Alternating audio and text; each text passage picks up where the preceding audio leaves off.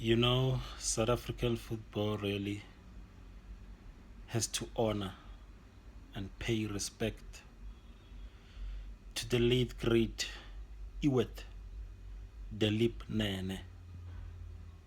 This man really played a pivotal role not only in the formation of Kaizer Chiefs or during his tenure as a manager of Orlando Pirates, but to the league as a whole, to South African football, because of his impact still lives on. One will imagine if this man was still alive, because of he was there at the embryonic stages of Kaizer Chiefs, which was birthed in 1970.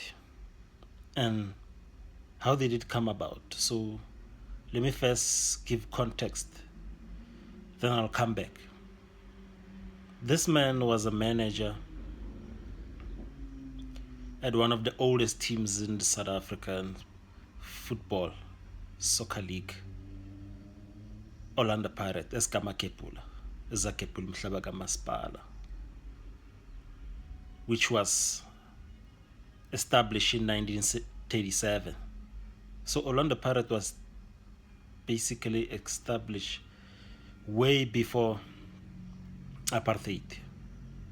And at the time, South Africa was called, remember, the Union of South Africa, which consisted of 4 dominions of the British Empire, which were the Cape Colony, the Natal, Transvaal, and the Orange Free State. Basically, the Afrikaners, they were in charge of Free State and Transvaal, whilst the British were in charge of the Cape and Natal. So at the time, black people were marginalized and it was hard, but Orlando Pirates was formed. And people who were behind it were guys like Bo James Sofasonke and Panza, who is also the father of Soweto. But before I deviate a lot, I was giving context to what transpired. So whilst he was at Orlando Pirates, something happened. He was the manager there, Ubaba Iwet Delip Nene, a flamboyant businessman at the time. It is said that he had a garage filling station where Kaizer Chiefs players would go after playing Mlazi Stadium, which was called Nel Stadium, something like that, Nel Stadium, before it was called Mlazi Stadium. So the man really cared about players. So after actually they expelled him, Orlando Pirate, he was expelled while a manager there, and guys like who's this guy? Edward Khoza, Edward Msomi Khoza, and this guy Johnson, and Ratha Mohlwakeng. Ratha Mohlwakeng currently is a judge and is busy with the case. Yagasenzo Meiwa is quite an interesting story, from football to being a judge. So I really need to do an analysis on him, a story about Ratha Mohlwakeng and his influence. Because of he was a star player at the time. They were expelled because of they went to Swaziland to play there. I believe it was a competition that they played there, and they were expelled. So the manager actually protected them because of he liked these players. He was also expelled, Iwet Nene. But what was amazed them is that there was favoritism. The guy who's Chipa Moloi, was there coaching and playing at the time, but he was never expelled. Orlando Pirates ezakepulum Shabaga Maspala. Yeah, up the Bucks. So remember at the time Iwet Iwet Nene was a manager. There was also Kaizer Shinshakuluva was a top striker there in the Pirates. Then he left now. Whilst Nene was still in charge, Legual and the Pirates. Then he went to Atlanta Chiefs.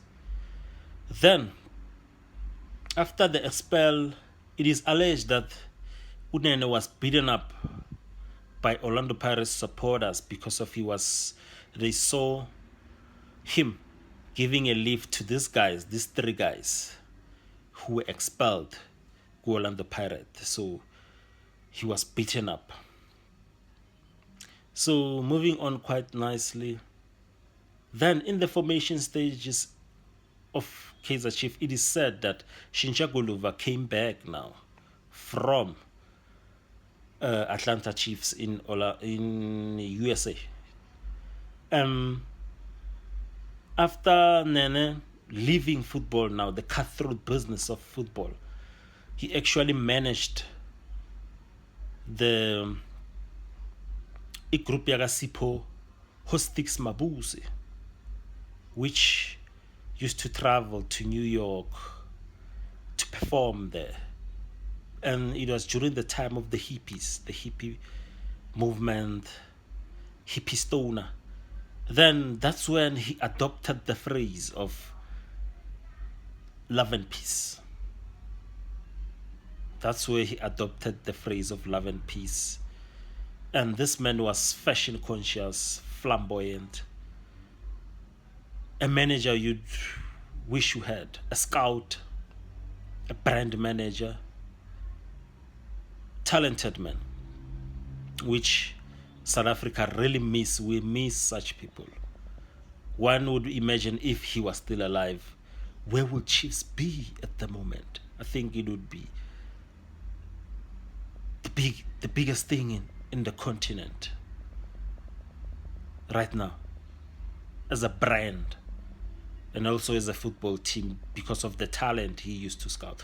So as I fast forward, guys like they made up at the embryonic stage of Kaizer Chiefs, guys like Bokeza Mtau, China Ngema, Ratha Mashwakeng, you name them, the guys actually formed now Kaizer 11, and they also asked for a permission that they would pay friendly matches with Orlando Pirates, and also Kaizer asked permission that he would use these guys now. Abo Nene, Iwet Nene. And they created something which was a genius move, which was called this Kaizer 11 road shows. They used to go all over the country and scout for talent. I remember an old man whom I interviewed back then. He told me about Kaizer Chief. They used to go to these townships. And remember at the time it was the height of apartheid, because of apartheid started in 1948 here in South Africa. Then, after apartheid, then they'll later go to these townships. Because remember, Kaizer Chiefs, as I told you, was born in 1970. So this man was there in the beginning of stage, working very hard, scouting, brand manager, man behind Kaizer Chiefs, guys like Bokeza, China Ngema, and these names I wish that they were mentioned more and more so that the youth can be conscious and aware of these legends who were there behind Kaizer Chiefs. So moving on, actually this man, it is said that he went on and scouted Ace Ntsoling. And remember Ace Ntsoling at the time, Pirates wanted him so badly, and a lot of teams. So It is said that he was put inside a blanket and inside a boot of a car, white blanket, and then taken to Kaizer Chiefs and became, as we know, Asin Zolenge became a legend of Kaizer Chiefs. His ability now, Iwatnene, to scout players, bring them to Chiefs, the brand, conscientize, and you can see how Kaizer Chiefs is peculiar, so unique, their style, their brand, how their fashion taught them how to be fashion conscious. So it grew into this Glamour Boys, Bafana Bokuthula Nxolo, love and peace, which was a phrase which was adopted in America by Unene, brought to Kaizer Chiefs and became magic. Then it is said that his last creation now was Nelson Teenage Botsotso Hlahla. Ish. And the story, so sad. And it is said that Teenage Hlahla was never the same after the death of the man who scouted him, Iwat Delip Nene, because of a tragic story happened that actually it was planned that Kaizer Mutawung Chincha Kuluva and Iwat Nene would go to Guatemala. Then Ubabu Unene left now behind Kaizer Mtaung. I think he was in a shower. Then he went to Guatemala. He went with Malombo. Then when they got there, there was a car which was parked there, Kumbi. And they were driving a small car. And they parked not far from Nelson Teenage Hlahla's home. Then they sent a small boy to go there and ask for Teenage Hlahla. Then it said that a group of thugs, hooligans, who had knobskiris and machetes came out and they chased these guys away. They started running away, Iwetnene and Malombo. Then Malombo survived, and sadly Iwet Delipnene was murdered brutally at the hands of these hooligans. And it's a sad story. I don't know your thoughts about Kaizer Chiefs, but this is part one, and I'll actually go on to part two, how Kaizer Chiefs now, the rise and the fall now of Kaizer Chiefs. As we've seen now, it's been years without a trophy, chopping and changing of the coaches. What seems to be the problem with Kaizer Chiefs? Is it spiritual? Is it financial? Is it emotional? Is it psychological? And I once read somewhere a guy was commenting that their problem started, I think, in Swaziland. They were playing a competition there, and then a Muti man told them that no, they'll never survive. I don't know, they have to go and apologize to that Muti man. This theories, conspiracies. I don't know. Like to hear from you guys. Cheers, I'll see you on part two. Peace, love and peace. Tulana Call.